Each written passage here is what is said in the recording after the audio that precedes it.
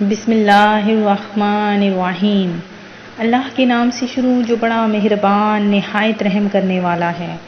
مون وظائف چینل لایا آپ کے لیے آج ایک اور بہت ہی پیارا بہت ہی خاص وظیفہ، جس کے کر لینے کے بعد انشاءاللہ عز و جل اللہ تبارک و تعالی آپ کو اتنی دولت سے نوازے گا کہ آپ کی آنے والی نسلوں تک وہ دولت کبھی ختم نہ ہوگی۔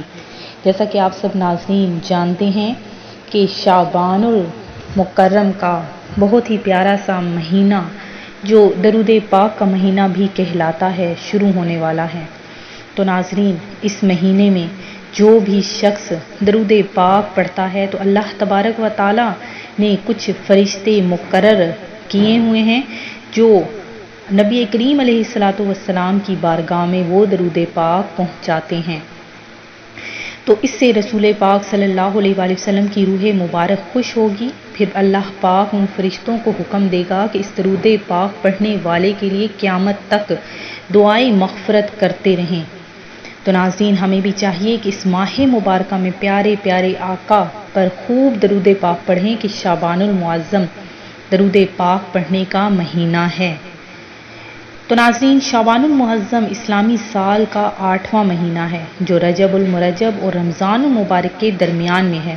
یہ ان 5 مہینوں میں سے پہلا مہینہ ہے جن کا چاند دیکھنا واجب کفایہ ہے۔ 5 مہینے کون کون سے ہیں وہ بھی سماعت فرما لیجئے۔ نمبر 1 شعبان المعظم، نمبر 2 رمضان المبارک، نمبر 3 شوال المکرم، نمبر 4 ذوالقعدۃ الحرام، نمبر 5 ذوالحجۃ الحرام۔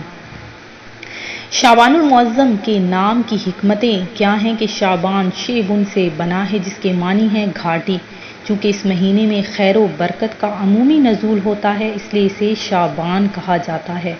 جس طرح گھاٹی پہاڑ کا راستہ ہوتی ہے، اسی طرح یہ مہینہ خیر و برکت کا راستہ ہے۔ تو رسول پاک صلی اللہ علیہ وآلہ وسلم نے ارشاد فرمایا کہ اس مہینے کو شعبان اس لیے کہا جاتا ہے کہ اس میں روزہ رکھنے والے کے لیے بہت سی بھلائیاں پھوٹتی ہیں، یہاں تک کہ وہ جنت میں جا پہنچتا ہے۔ حضرت امام رافعی رحمۃ اللہ علیہ فرماتے ہیں کہ اس حدیث پاک کا مطلب یہ ہے کہ ماہ شعبان میں مسلمان ذکر و اذکار، نیکیوں اور قرآن پاک کی تلاوت کی طرف مائل ہو جاتے ہیں اور رمضان المبارک کی تیاری کرتے ہیں، اور شعبان المعظم میں رمضان المبارک کے روزوں کی فرضیت کا حکم نازل ہوا۔ تو ناظرین، شعبان کا مہینہ چونکہ رمضان سے پہلے آتا ہے، لہٰذا جس طرح ماہ رمضان میں روزے اور تلاوت قرآن کا حکم ہے، اسی طرح ماہ شعبان میں بھی اس کی بڑی اہمیت ہے کہ روزے رکھے جائیں اور تلاوت قرآن کی جائے، تاکہ استقبال رمضان کی تیاری ہو جائے اور نفس کو عبادات کی عادت ہو جائے۔ تو ناظرین، آپ نے اس پیارے سے مہینے میں زیادہ سے زیادہ ذکر و اذکار، تلاوت قرآن اور عبادات میں، روزوں میں دل اپنا لگانا ہے۔ عظیم تابعی بزرگ حضرت سلمہ بن کہیل رحمۃ اللہ علیہ فرماتے ہیں کہ ماہ شعبان کو تلاوت قرآن کرنے والوں کا مہینہ کہا جاتا ہے۔ حضرت حبیب بن ابو ثابت شعبان کے آنے پر فرماتے یہ قاریوں کا مہینہ ہے۔ تو ناظرین، اگر آپ زیادہ سے زیادہ اس مہینے میں عبادت کریں گے تو اللہ تبارک و تعالیٰ بھی آپ سے راضی ہو جائے گا۔ اس مبارک مہینے کو عبادت میں گزاریں، تلاوت کریں، نیکیوں کا اہتمام کریں، اور ہم غفلت کی نیند سوتے ہی رہیں۔ ایسے غافلوں کے بارے میں کہا گیا ہے کہ اے مبارک وقتوں میں کوتاہی کرنے والے، ان وقتوں کو ضائع کرنے والے اور انہیں برے اعمال سے آلودہ کرنے والے، تو نے کتنے برے کام کیے ان مبارک وقتوں کے حوالے کیے۔ رجب چلا گیا اور ہم نے ایک بھی نیکی نہیں کی، اب ہمارے پاس یہ برکت والا ماہ شعبان مہینہ ہے، تو آپ سب سے میری گزارش ہے کہ شعبان کے مہینے میں زیادہ سے زیادہ تلاوت قرآن پاک اور دل لگا کر عبادت کیجیے۔ شعبان المعظم میں خوب نیکیاں کیجیے، خوب ذکر و اذکار، درود پاک اور تلاوت قرآن کریم کر کے اس عظمت والے مہینے کی خوب تعظیم کیجیے۔ اس عظمت والے مہینے کی اہمیت کے لیے اتنا ہی کافی ہے کہ اس کے بارے میں ہمارے پیارے آقا صلی اللہ علیہ وآلہ وسلم نے ارشاد فرمایا کہ یعنی ماہ شعبان میرا مہینہ ہے۔ اللہ پاک کے آخری نبی مکی مدنی جیسے رمضان کے روزوں کی تیاری فرماتے، ایسے ہی شعبان کے روزوں کی بھی تیاری فرماتے تھے۔ تو ہمیں بھی چاہیے کہ ہم بھی آپ صلی اللہ علیہ وآلہ وسلم کے نقش قدم پر چلتے ہوئے اس پیارے پیارے ماہ کی تعظیم کریں۔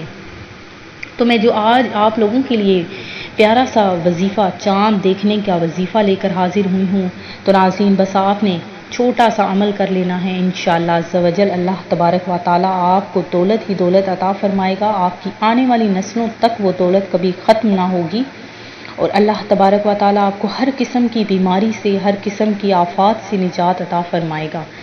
تو ناظرین وہ عمل آپ نے کس طرح سے کرنا ہے وہ سن لیجئے۔